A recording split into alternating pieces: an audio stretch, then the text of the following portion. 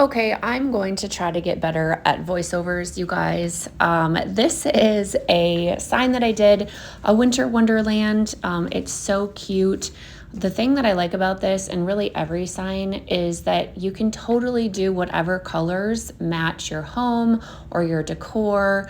And these make for great signs to use at parties because your party goers can do the same thing. So literally, everybody can do something different, and even though you have the same sign, they can all look so different when it's done. So I love the baby wipe method for this. Just wipe on a couple layers of paint and then take a toothpick or a weeding tool and go across the scored lines to remove any of the paint that got into those lines.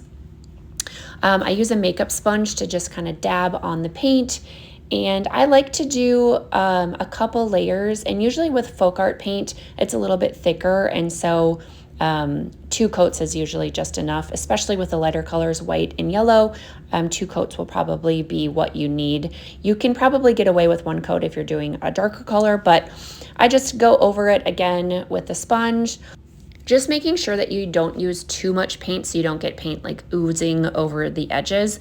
And then just take a little bit of super glue or wood glue, put it on the back and place it on your sign. Again, I don't ever measure, I just kind of eyeball it, put it where I want it to go, and do the outside edges first and then put the rest in like a puzzle. So hope you guys like this.